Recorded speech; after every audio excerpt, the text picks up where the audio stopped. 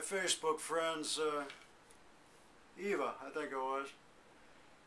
I was putting out some messages about how I was working on some guitars and stuff, and she suggested I take some photos or something, so let's turn on the video camera. I'm about to take the neck off this thing. This there's the body on this thing's a 1984. One of those first reissue Strats, man. I bought this with the money that I got off my first record deal. Or one of my first record deals. I think it was like 1983 or 84. I think this is 84, man. And the neck actually is not the original neck. That's down in my studio. I believe the neck on this is a 1986 reissue neck. But it's actually, this neck on this thing is a little bit bigger than the normal necks. It's a real nice neck, man. It's like one of the old ones, as far as I can remember, man, how the old ones were. But anyway, it's not quite working on this thing right now, man. So I'm gonna take this neck off here and put the original neck from old Blue on this thing. I don't know if you can see that. It says March of 1961. But anyway, this neck's been around the world a couple times.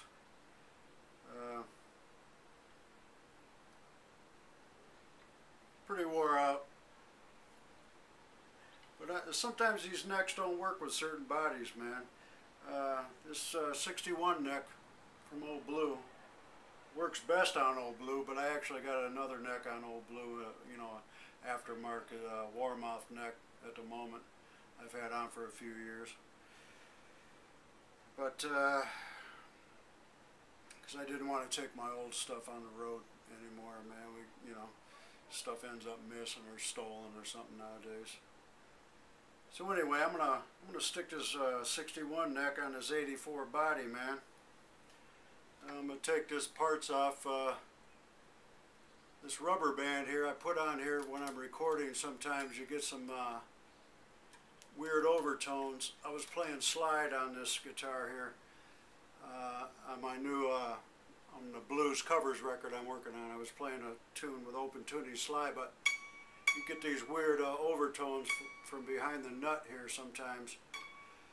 And when you have them through an amplifier and it's kind of loud and stuff, it gets annoying, man. So I just stick a rubber band across here.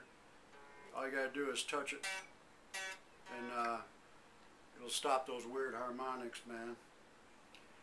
But anyway, I'm gonna save these strings for right now, for when I change the neck. I should have a string winder, but I don't have all my tools right here. I'm prepared for doing this. I'm just doing this on the spur of the moment.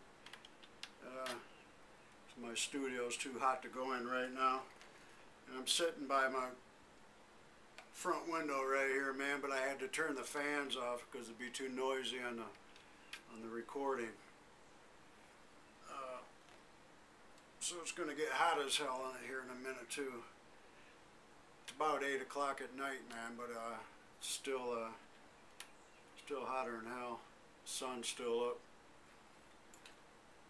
Plus I want to get this done before my wife's picking up my daughter from the airport, coming in from Chicago right now, and they'll be here momentarily, so I'm going to try and do this as quick as I can.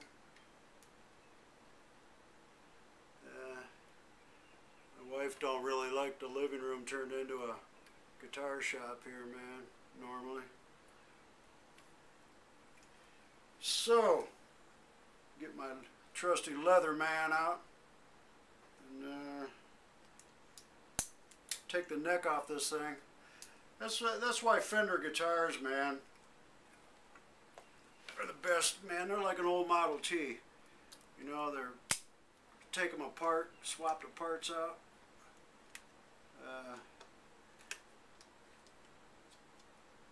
Just in a matter of minutes here.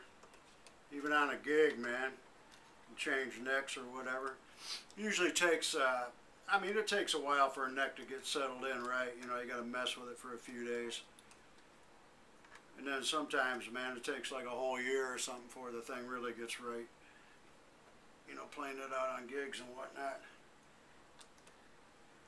Just saying, I don't know if you can see this on camera or not, but just unscrewing some screws, man.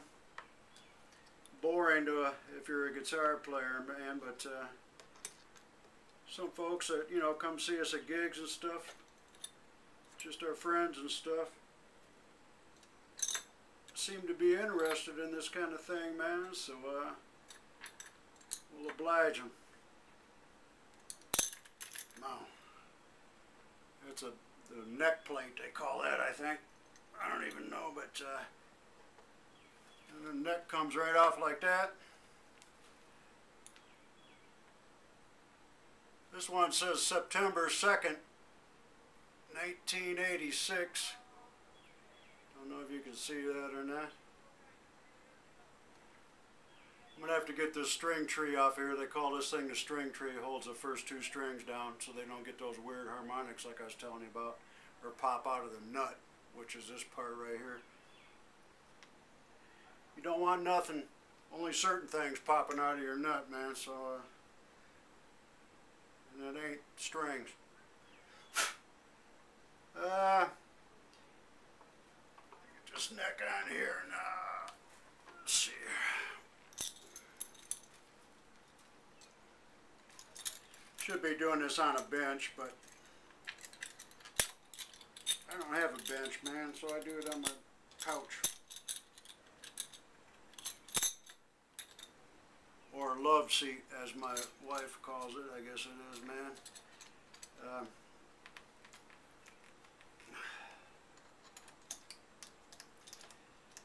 But there ain't nothing better than a Fender Stratocaster or a Fender Telecaster as far as guitars go, I think, man. Electric guitars, if you're a working musician, man. I mean, I love Les Pauls, and if you want to give me one, I won't turn it down. But you know, I wouldn't go out and buy a Les Paul nowadays, a new one. They're just, man, they're way too expensive for what they are, and unless you got to deal with a Gibson custom shop or something, man. I was over in Germany, man, and I was at we went to see Devin Allman. Greg Allman's son.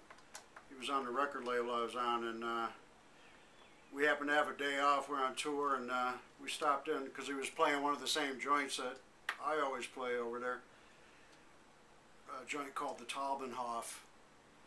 It's around Aachen, someplace close to Aachen. And anyway, he was playing. I was talking to him in the dressing room, man. He had some Gibson stuff that Gibson had made for him. A nice gold top Les Paul, I think it was a gold top if I remember right, and he had an SG, man, like a copy of an SG, 64 SG or something, and they were very, very nice, man, but that was stuff from the custom shop, and I have a 64 SG, and his was like real comparable to it, man. So they're doing good stuff still, but still, Gibsons are a little too delicate for me, man. Shit. Now this screw is stripped.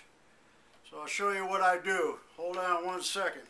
Take me a second, man. I gotta go grab a toothpick.